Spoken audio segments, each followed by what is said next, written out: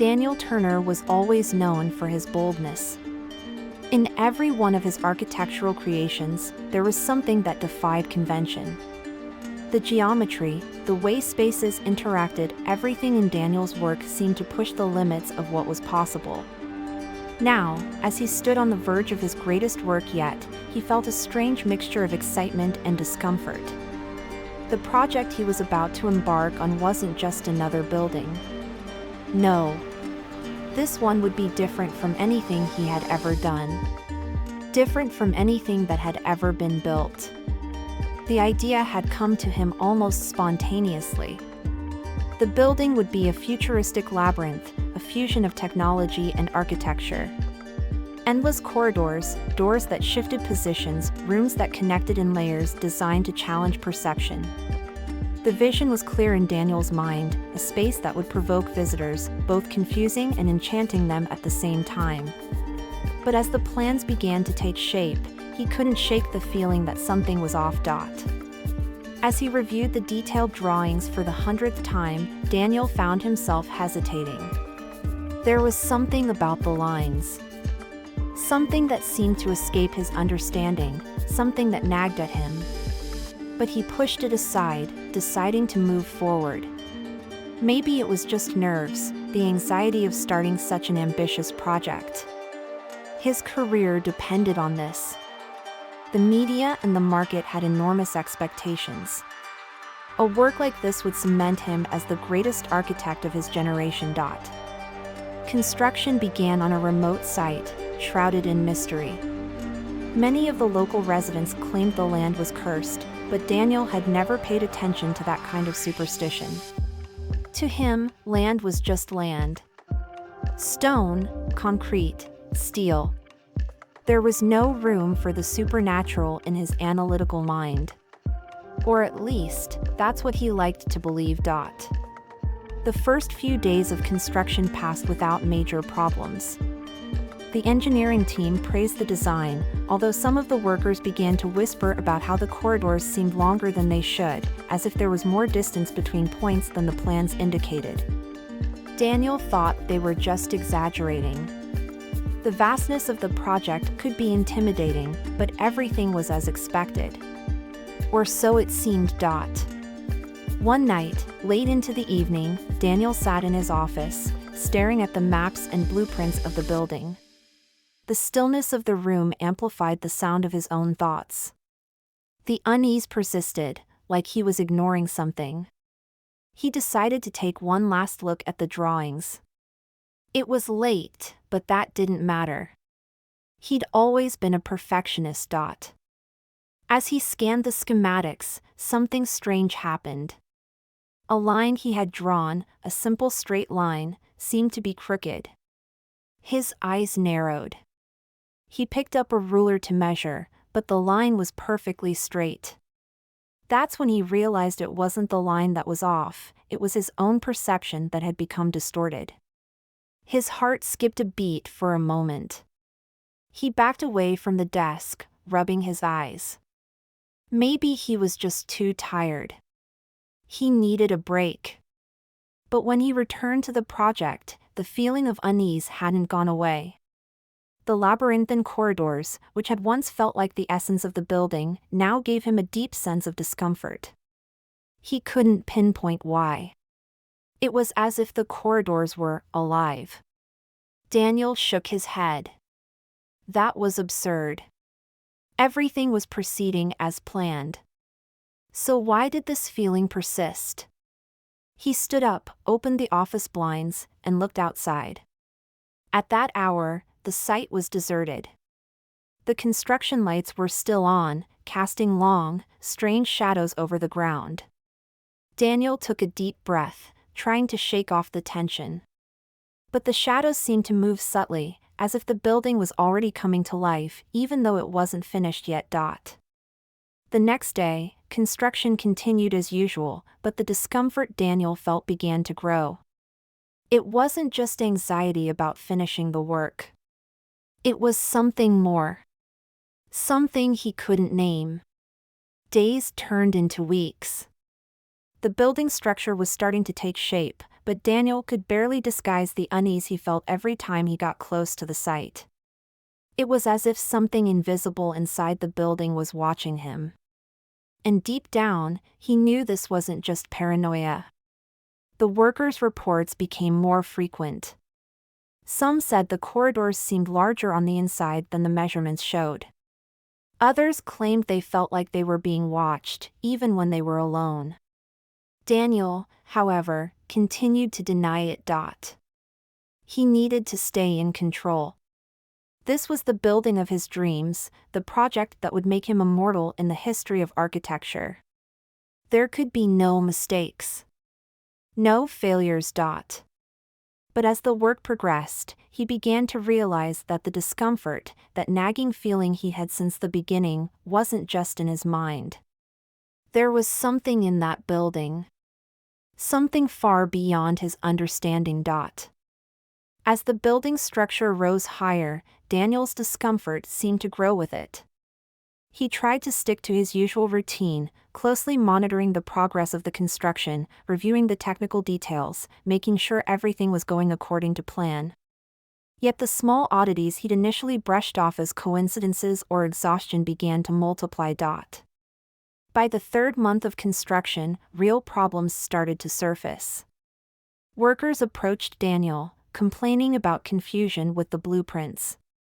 One morning, a veteran worker, someone Daniel had always considered highly competent, came up to him with a troubled expression. "Mr. Turner, I know this might sound crazy, but we're having problems with the measurements on the third-floor corridors. Just yesterday, I measured again, and the corridor was a different length from last week. Something doesn't add up." Daniel listened but didn't want to believe it. Measurements don't just change. He repeated this to himself. All the blueprints had been meticulously checked over and over. There was no room for this kind of mistake. It was impossible. "It's probably just a measuring error," he responded, trying to stay calm. "Let's check the calculations again." However, with each new measurement, something seemed out of place. Corridors that were supposed to be 50 feet long on paper appeared to stretch to 65. Or in some cases, even longer. And it wasn't just a matter of distance. The workers themselves began complaining about how confusing it was to walk through the unfinished floors. Some swore they had walked in circles in hallways that should have been straight. Daniel started to think that perhaps the labyrinth he had designed was turning into a nightmare, but he refused to admit it out loud. As the weeks passed, the reports became more frequent. An electrician complained that wires installed on the third floor mysteriously vanished overnight, as if they had never been placed. Another worker, finishing his shift, claimed it took him 3 times longer to leave the building, as he kept taking wrong turns despite knowing the route by heart. At first, Daniel tried to find logical explanations for what was happening. Fatigue, carelessness, stress. He knew that a project of this magnitude could exhaust people, and that mental strain might lead to confusion. But the reports piled up to the point that he could no longer simply ignore them. Then, something happened that made him question his own sanity. One afternoon, he decided to personally inspect the upper floors. He wanted to see with his own eyes what was going on. He walked through the second floor, observing the hallways, checking the doors, and for a moment, everything seemed normal. But when he reached the third floor, he got lost. At first, he thought it was just the familiarity of the unfinished space confusing his sense of direction. But the longer he walked, the more he felt that the hallways didn't follow the layout he had designed. Every door he opened led him to an identical corridor as the last one, as if he were trapped in a loop. The air felt denser, heavier, and a slight dizziness hit him as he looked at the ceiling, where the lights flickered dimly. He tried to stay calm, but he couldn't shake the suffocating feeling that something was wrong. Every turn he made brought him back to places he had already passed. "This can't be happening," he thought. But it was. After more than an hour wandering the floor, Daniel finally found the staircase that led down to the ground floor. He descended as fast as he could, sweating, his pulse racing. The feeling of being watched followed him all the way down. When he reached the main entrance, he felt his chest tighten. He took a deep breath, trying to calm himself, but he knew that what he had just experienced was no illusion. Something in the building was changing. In the days that followed, Daniel tried to dismiss the incident. He needed to believe he had just been confused because of exhaustion or pressure. After all, it was an ambitious project, the biggest of his career. However, he began to realize he wasn't the only one experiencing strange things. Several members of the crew started taking time off, claiming they felt unwell, suffered from dizziness, or had recurring nightmares involving the building. Some even claimed to hear whispers when they were alone in the hallways. These stories triggered an old memory Daniel had tried to suppress. The land where the building was being constructed had a dark history.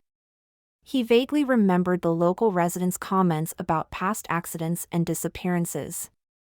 However, when he bought the land, he had dismissed these tales as baseless superstitions. But now, he was beginning to wonder if there was more to those stories than he had wanted to believe. Even so, Daniel refused to give in to fear. He couldn't let his project be derailed by rumors or unexplainable events. He had to finish the building. His career was on the line.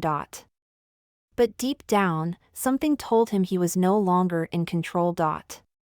Daniel couldn't shake the events of the past week from his mind. The incorrect measurements, the workers' strange confusion, and, above all, his own disturbing experience on the third floor. He knew he had to confront whatever was happening. There was too much at stake, and he couldn't allow the building, his masterpiece, to be consumed by unexplainable problems. Determined to figure it out, he made an impulsive decision. He would spend a night alone at the construction site, inspecting each floor. He needed to see for himself and confirm that everything was as planned. Maybe, he thought, walking through the corridors at night, without the workers around, he'd be able to pinpoint the source of the problems. He refused to believe it was anything more than a series of human errors or small misunderstandings. The building was partially lit when he arrived that evening. The lights on the lower floors were already installed, casting long and eerie shadows through the unfinished corridors. Daniel felt the weight of the silence around him, something different from the usual daytime noise. He climbed the stairs to the second floor and began walking.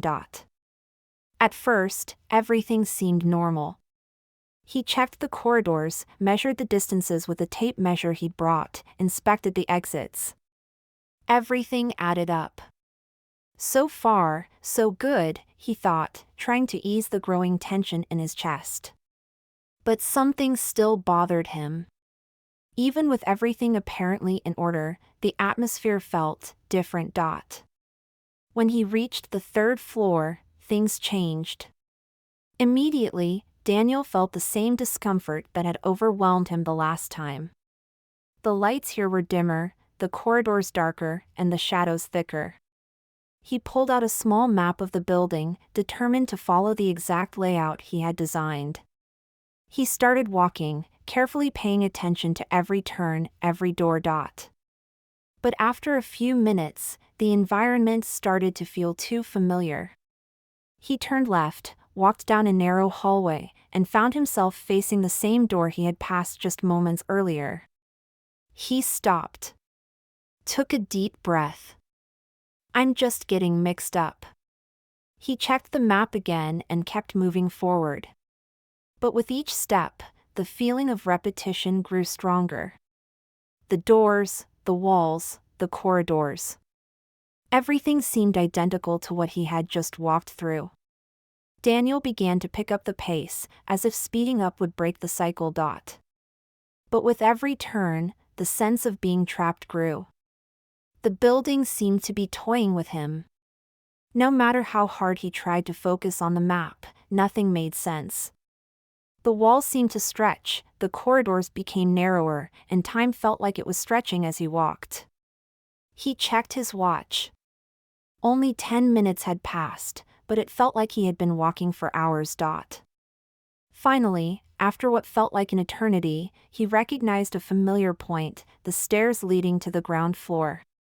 At last, he thought, feeling a slight wave of relief. He hurried toward the stairs, but when he reached the landing, he stopped abruptly. Something was wrong. The stairs, which had seemed perfectly normal before, now appeared to be at a slightly strange angle, as if the walls around them had shifted. Daniel hesitated. He climbed back up, only to descend again and find the same disorienting scene. He felt panic rising to the surface but forced himself to take a deep breath. This isn't real. It's just my mind playing tricks on me. He descended once more, ignoring the distorted surroundings, and finally reached the ground floor. As he stepped out of the building, Daniel realized he was drenched in sweat. The night air felt heavy, almost suffocating. He glanced back at the unfinished structure, and for the first time, he felt a real twinge of fear. Something was very wrong, and he couldn't understand what it was. That night, when he got home, he couldn't sleep. His thoughts kept circling back to the building, the corridors, the labyrinth that seemed to be taking shape on its own. He knew the answers lay somewhere inside that structure. But he wasn't sure if he was ready to face them. The next morning, Daniel woke up feeling restless and exhausted.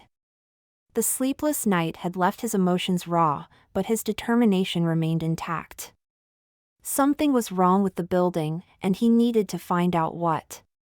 The sense that he was being misled, that there was something deeper going on, weighed on him like a constant pressure. What could be causing all these anomalies? Then he remembered something he had been trying to ignore since the beginning. The land where the building was being constructed had always been shrouded in strange stories, legends he had dismissed with his usual skepticism. When he bought the land, he knew there had been rumors about old disappearances, inexplicable accidents, and even supposed hauntings. But to Daniel, all of that was just local folklore. He had never allowed himself to give credence to such superstitions. Now, however, with everything that was happening in the building, he started to wonder if there might be more truth to the stories. What if the legends had some basis in reality? Determined to investigate, Daniel went to the city's public library, searching for information about the land's past. He began with old records, sifting through newspapers and municipal documents. At first, everything seemed normal. The land had once been owned by a wealthy family who, decades ago, had built a large mansion there.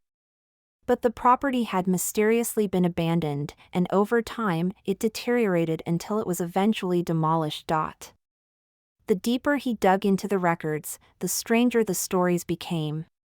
He found out that after the last members of the original family disappeared, the mansion had changed hands several times, with each new owner encountering inexplicable problems. There were reports of people vanishing without a trace, and in one particularly chilling case, a group of workers disappeared during a renovation, never to be found again. All of this had happened long before Daniel even considered buying the land. But what really caught his attention was an old article, more than 50 years old, printed in faded ink, "The Mansion of Doom, a Gateway to Other Dimensions." Daniel frowned as he read. The article detailed the theories of a paranormal researcher who believed the land held some connection to forces that distorted reality. The researcher, ridiculed at the time, claimed that the physical space on the land didn't follow the same laws of physics we know. He suggested the mansion was situated at some kind of intersection between time and space, creating a dimensional distortion. Daniel leaned back in his chair, a chill running down his spine. The story sounded absurd, but after his experiences in the building, he couldn't completely dismiss the possibility that something strange was going on. What if what was happening now in the building he had designed was a continuation of the site's history? What if the land itself was somehow linked to forces beyond his understanding? He spent hours buried in more articles and documents, but everything led back to the same point: the land had always been considered cursed, and its history was steeped in mystery. Accidents, disappearances, and unexplainable events seemed to follow anyone who tried to build there. The original family that lived there vanished without a trace. The later owners faced similar tragedies, and every renovation was eventually abandoned before completion. Daniel left the library with an even deeper sense of unease than when he had entered. Now, armed with all that information, he began to realize that he had been ignoring the signs from the very start. Perhaps, in some way, the building he had designed was amplifying the anomaly of the land itself. The labyrinth, the endless corridors, the doors that led nowhere, everything seemed to align with the old tales about the site. By the time he returned to the construction site, dusk had fallen. The workers were preparing to call it a day, but Daniel stood alone in front of the structure, staring at the towering building rising in front of him. Now more than ever, he felt that something was deeply wrong there. It wasn't just about faulty measurements or confusing corridors anymore. It was something bigger, something far beyond his rational understanding. He had to figure out what, or who, was manipulating the space. But deep down, he was starting to fear that the answer would be something he couldn't face with simple tools or logical explanations. Whatever was happening inside that building, he knew he was only scratching the surface. The days that followed Daniel's visit to the library were marked by an increasing sense of dread. The construction continued at full speed, but the unease among the workers grew.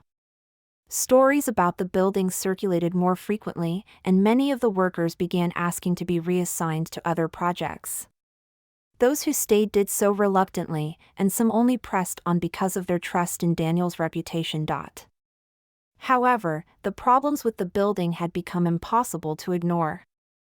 The measurements, which had once seemed merely inconsistent, were now flagrantly impossible. Corridors that, on paper, should have precise lengths continued to stretch in unexplainable ways.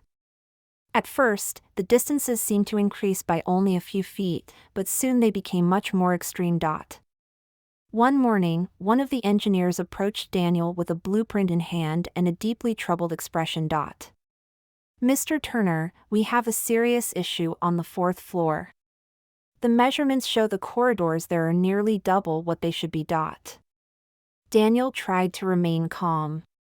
He took the blueprint and compared it to previous reports. The distances were indeed wildly disproportionate, as if the space were expanding on its own. "This doesn't make sense," he muttered, eyes fixed on the numbers that didn't add up. "I know. We've checked the measurements several times, but the corridors seem to stretch when we're not looking," the engineer said, with a hesitant, uncomfortable tone. Daniel knew he couldn't admit what he was starting to suspect, at least not out loud. It was simply impossible, at least according to the laws of physics he knew. Still, the building seemed to be defying any logic.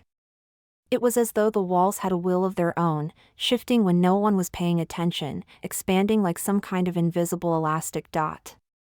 In the days that followed, Daniel decided to personally inspect each floor. The discomfort he felt while walking through the building was almost unbearable.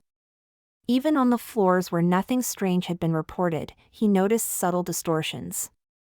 It was as if the doors and corridors moved slightly, as if the building were testing its limits, challenging his perception. Something was deeply wrong with the structure. Things spiraled out of control on the 5th floor. Daniel was walking through the corridors, accompanied by an assistant, when he noticed that the path to the control room seemed much longer than it should have been. He checked his watch. "We should have reached the room 5 minutes ago," he thought. But as he looked around, everything seemed identical to the corridors they had already passed through. The same walls, the same doors. It was as if they were walking in circles, but the route was supposed to be straight. His assistant began to sweat and breathe heavily, the confusion evident on his face. By this point, even Daniel, who had been trying to maintain logic and rationality, could no longer deny what was happening. Mr. Turner, are you sure we're on the right floor? The assistant asked, his voice shaky. Daniel glanced at the map in his hands and the corridor in front of him. Yes, it was the right floor. But somehow, it felt like the wrong place. The space, which he himself had designed, no longer obeyed the laws of architecture as he knew them. The distances were stretching in abnormal ways, and the time they spent walking through the corridors felt distorted, as though each step lengthened the path instead of shortening it. They walked for several more minutes before finally reaching the control room. But when they opened the door, they realized something was terribly wrong. The space inside the room was vast, far larger than what had been planned. Daniel stood frozen.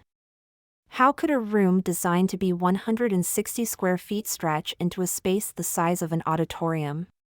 He took a few hesitant steps into the room, his heart pounding.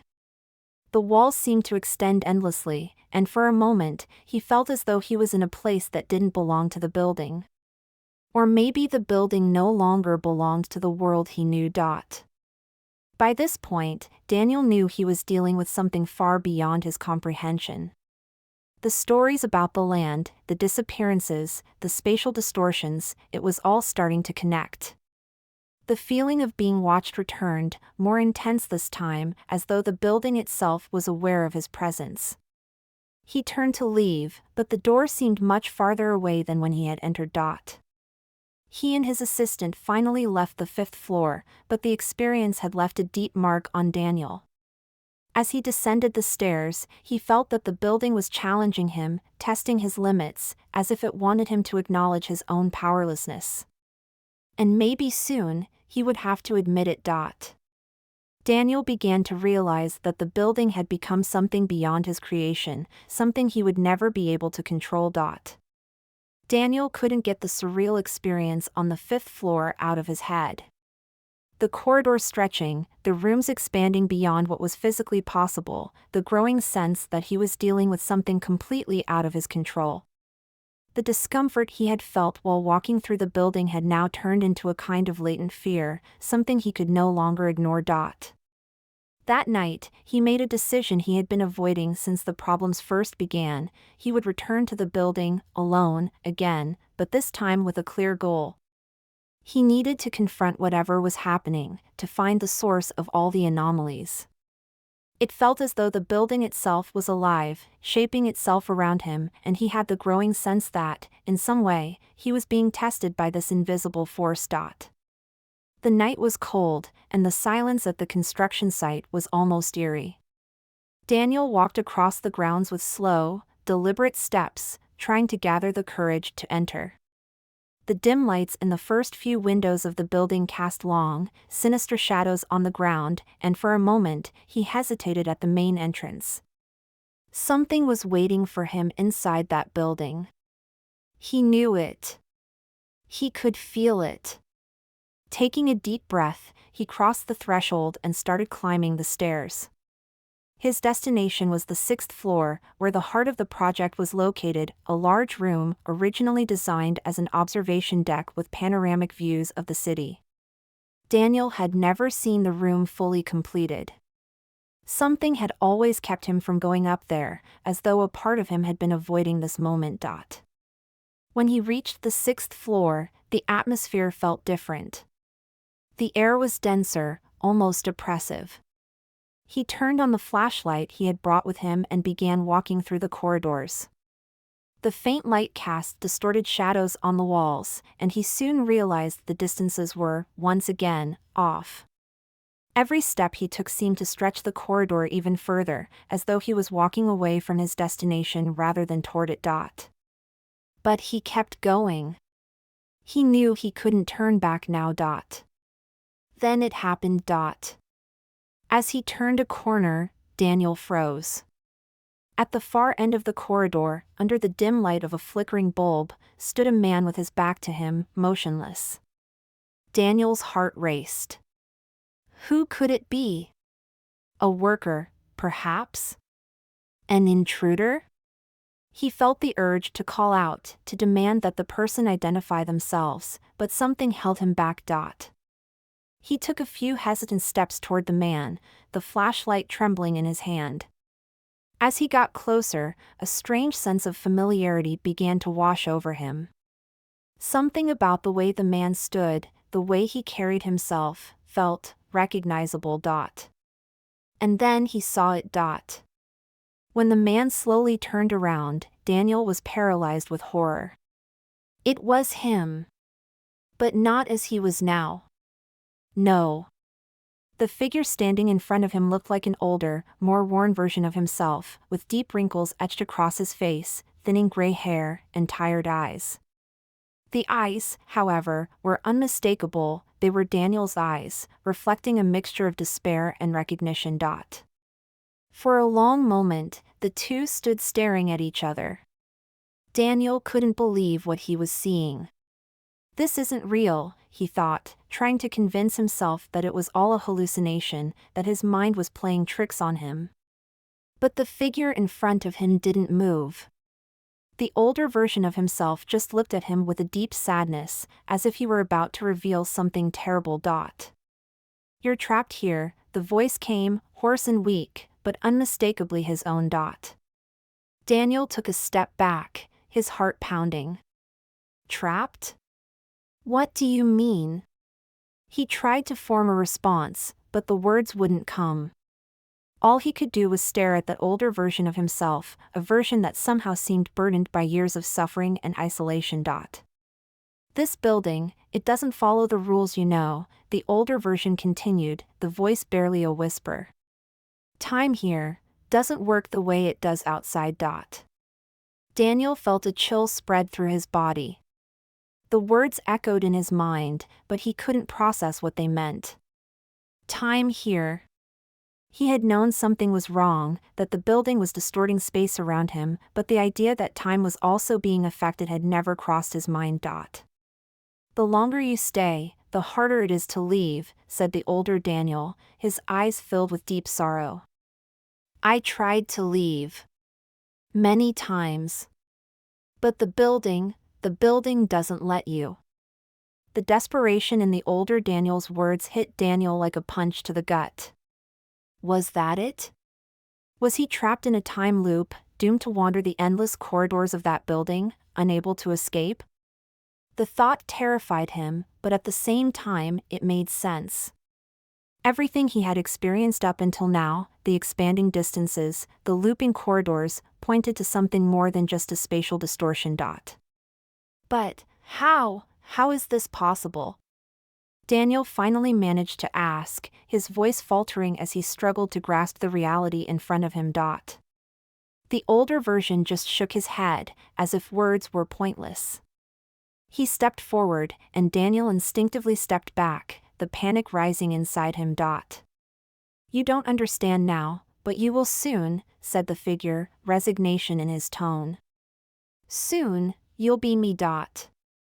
Daniel felt the floor tremble slightly beneath his feet.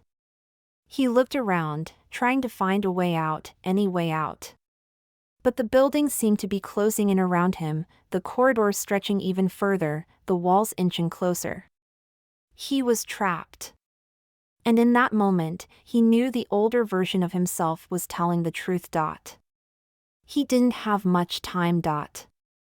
Daniel stood frozen, the words of his older self echoing in his mind as he struggled to process what he had just seen.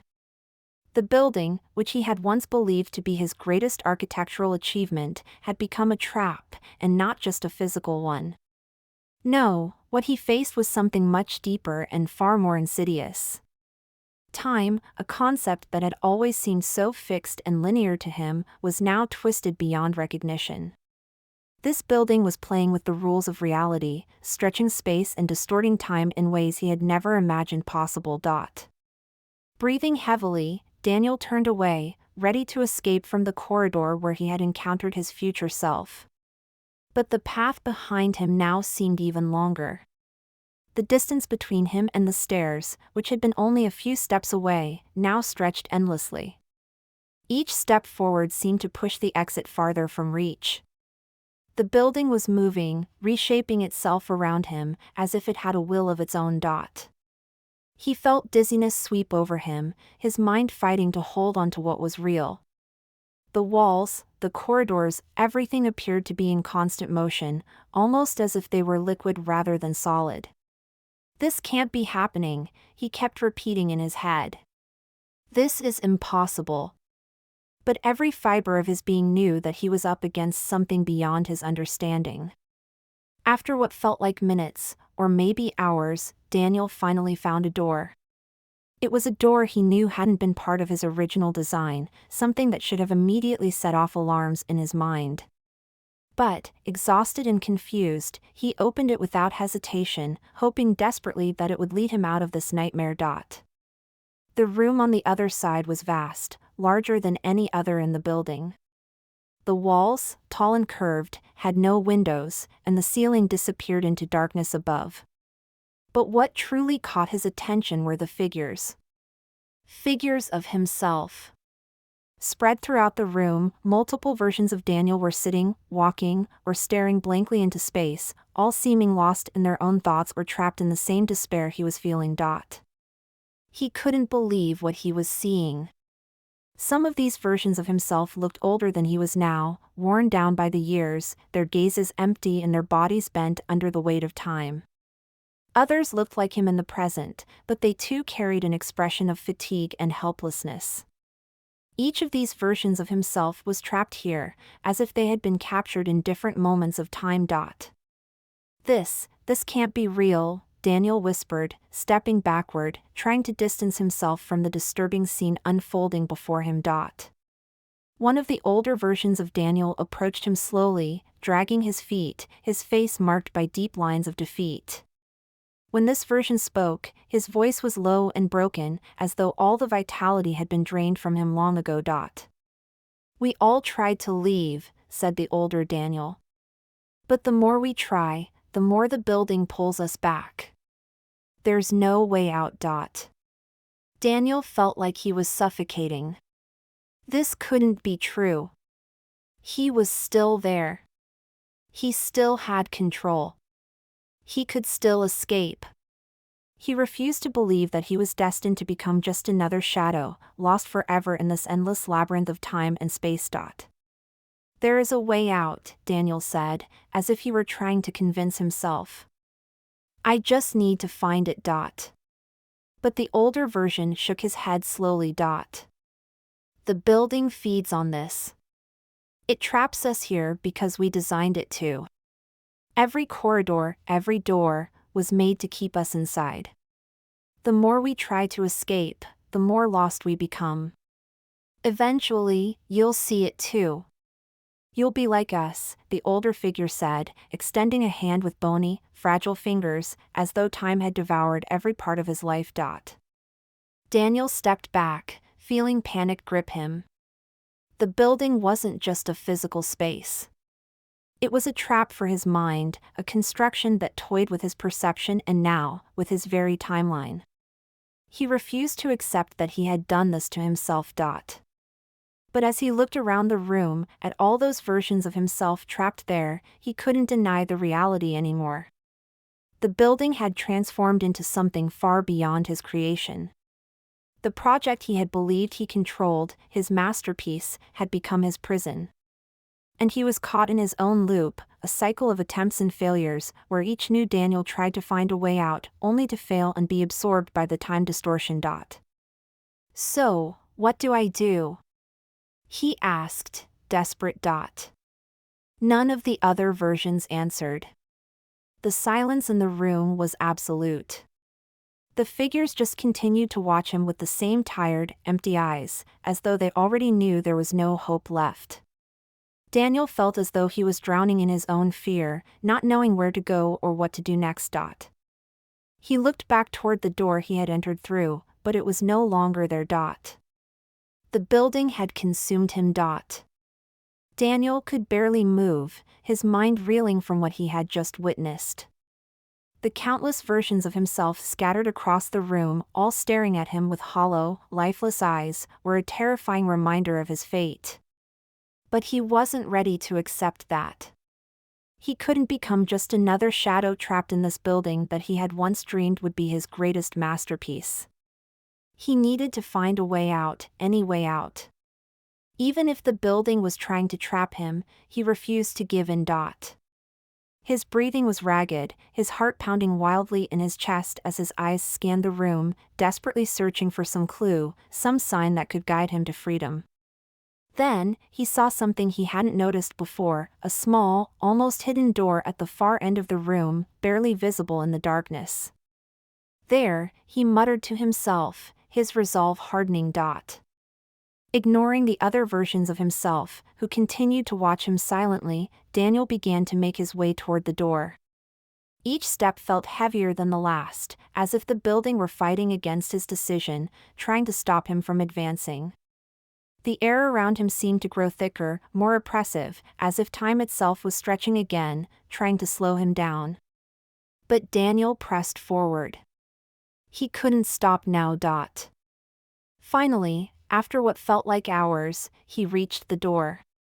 His trembling hands grasped the cold metal handle. He hesitated for a moment, fear gnawing at the edges of his mind, but then he pushed the door open, determined to face whatever waited on the other side. Inside was a small, simple room, almost completely bare. But at the center of the room stood something that seemed completely out of place, a mirror. An old mirror with a gold frame, its surface reflecting the dim light in an unnatural way. Daniel approached it slowly, a strange feeling growing inside him. This mirror was the key to everything. He could feel it. As he got closer, he looked at his reflection. But what he saw made his blood run cold. It wasn't him. Not as he was now. The figure in the mirror was an older, more worn version of himself, the same aged and tired face he had seen on the other Daniels throughout the building. The mirror wasn't just showing his reflection, it was showing what he would become, another victim of the time loop that the building had created. Daniel felt panic welling up inside him, but at the same time, he understood that this mirror was the answer. Somehow, destroying the mirror could break the cycle. He could finally free himself. But something stopped him. As he stared at the figure in the mirror, a deep doubt began to take hold. If he destroyed the mirror, would he also destroy all the other versions of himself that were trapped in the building? Would they vanish along with the temporal distortion? And more importantly, would he even survive? Daniel stood there, frozen, staring into the reflection of his future self, feeling the weight of the decision before him. The building seemed to pulse around him, as though it were alive, waiting for him to make his choice. He knew he didn't have much time. With every passing second, he was getting closer to becoming the older, broken version he saw in the mirror. With shaky hands, he knelt in front of the mirror, his eyes fixed on the image of his future. Everything he had built, his career, his ambitions, were right there before him, but now he realized there was something much bigger at stake. He had created something that he couldn't control, something beyond his understanding. His hands trembled as they gripped the edge of the mirror's frame. The cold metal sent a shock through his body, filling him with adrenaline. He knew what he had to do. It was the only way. With one final glance at his older self, Daniel rose to his feet and, with all his strength, smashed the mirror to the ground, shattering it into 1,000 pieces. The sound of the glass breaking echoed throughout the room, reverberating in a way that seemed to defy logic. For a moment, the world around him seemed to freeze, as if time itself had stopped completely. But then, slowly, the building began to change. The sound of the shattered mirror still echoed in Daniel's mind as he stood over the broken pieces at his feet. The building around him, once seemingly alive, distorted and pulsating, was now eerily silent. The air, which had felt heavy and oppressive, seemed to lighten, as though something had finally been released. But even as the relief began to settle in, Daniel knew that his decision had come with consequences. He looked around, expecting some immediate sign of change, some effect that would indicate the time loop had been broken. But nothing dramatic happened. Just silence. Silence and shards of glass scattered across the floor. Daniel's heart began to slow, the adrenaline wearing off bit by bit. For a brief moment, he thought, maybe, just maybe, he had done it. That destroying the mirror had been enough to free him from the temporal trap. But then something unexpected happened. The building around him began to shift. The walls, which had once seemed unstable, began to move, but not in the chaotic, reality-bending way they had before. This time, the building was returning to its original state, the state Daniel had designed. It was as if the building was being restored to reality. He watched in awe and confusion as the corridors realigned themselves, the distances returned to normal, and the space around him finally seemed to obey the laws of physics again. It was as if the nightmare he had lived through was unraveling right before his eyes. But something didn't feel right. Daniel started walking through the now normalized corridors, but as he did, a terrible realization hit him: the other versions of himself were gone. The aged, worn figures, the Daniels from different timelines, all of them vanished. He was completely alone. A strange mixture of relief and guilt began to rise within him. By breaking the mirror, he knew he had ended the time loop, but at what cost? Had the other versions of himself been tied to the distortion somehow? He didn't know what had happened to them. They had simply disappeared, as if they had never existed. The sense of isolation weighed heavily on him now, more than ever. As he walked through the building, now stripped of its distortions, Daniel began to wonder whether he had made the right choice.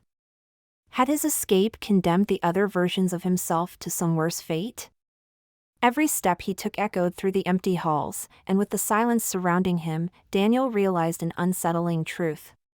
He had broken free from the time loop, yes, but he was now trapped in a different kind of loop. The building, though returned to its original form, felt hollow and desolate, as though all the energy it once held had vanished along with the other Daniels. He reached the main entrance and stepped outside, feeling the cool night air against his skin. The stars twinkled above, and the city sprawled out before him, indifferent to the nightmare he had just endured. For a moment, Daniel allowed himself to believe that he had won. That he was free. But as he glanced back at the building behind him, something unsettled him. The silence of the structure was suffocating, and in one of the windows on the top floor, he noticed a faint light flickering. It couldn't be. He closed his eyes, refusing to believe that something was still wrong. But when he opened them again, the light was still there, blinking softly, like a quiet, distant beacon. Something was still alive inside that building. A shiver ran down Daniel's spine. It was as if the building itself was watching him. Had he truly escaped, or had the cycle continued in some way he couldn't understand? His exhausted mind fought against the questions that now swirled within him. He wondered if, by breaking the mirror, he had only created another kind of trap, one where time didn't repeat but the feeling of never truly being free lingered. The wind picked up, and Daniel took a few steps back, as if instinctively trying to distance himself from something invisible.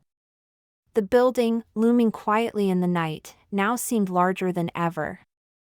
The light flickered again. And in that moment, Daniel realized the cycle hadn't ended. The truth was much darker. He may have destroyed the distortion that had trapped him in time, but now he was trapped in another loop, a loop of doubt and fear. Every time he looked at that building, that light would still be there, blinking.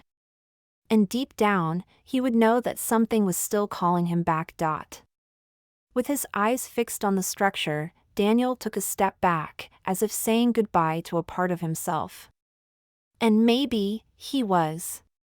Whatever he had defeated inside that building was no longer his concern. But at the same time, he knew a part of him would always remain trapped in that building. The building was calm now, but Daniel knew that calmness was just a facade. The cycle always continues. Daniel stood there, frozen, in front of the building he had designed. The night breeze was cool, but it didn't bring him any comfort. Had he really won? Maybe, but the victory didn't feel sweet. The building, now motionless, no longer distorted or pulsating, seemed empty, almost harmless. But Daniel knew that something had changed inside him forever. The sky darkened even more, and the city lights glowed faintly in the distance, as if the world continued its routine, unaware of what had just happened in that structure. Daniel should have felt relieved, free. He had destroyed the mirror, broken the cycle, and ended the distortion that had trapped him in time. But instead, a deep, heavy weight settled in his chest. As he stood there, he noticed a faint light flickering in one of the windows on the top floor. It was subtle, barely noticeable, but enough to make his heart race again. His eyes locked on the window. No, it couldn't be. He closed his eyes, trying to will the fear away. But when he opened them again, the light continued to flicker faintly from the highest floor, like a small signal, a warning. Something was still there. Daniel felt a cold chill crawl up his spine. It was as if the building itself was watching him. Had he truly escaped, or was the cycle continuing in some way he couldn't understand? His mind, exhausted and on edge, began to spiral with the endless questions he couldn't answer. What if breaking the mirror hadn't ended the cycle, but merely transformed it into something else? The wind blew harder now, and Daniel took a step back, his body moving as if trying to distance itself from something invisible, something lurking just beneath the surface. The building, towering and silent, looked bigger than before. And in the window, that small, flickering light pulsed again, softly, almost mockingly. Daniel knew the truth in his gut: the cycle hadn't ended. He glanced at his hands, still trembling from the force of smashing the mirror. He was free. But at what cost? As he stood there, staring at the now quiet building, the sense of dread grew stronger. Maybe he had broken free from the time loop, but he had also trapped himself in something new. Every time he looked at that building, the flickering light would be there, blinking like a reminder that something remained unresolved, something beyond his control. With his eyes still fixed on the structure, Daniel took a step back. His body felt heavy, as if part of him were still inside the building, forever entangled in whatever force controlled that space. Maybe a part of him would never leave. Whatever he had destroyed inside had only shifted, altered, but not ended. The building was calm now, but Daniel knew that calmness was a lie. The cycle never really ends.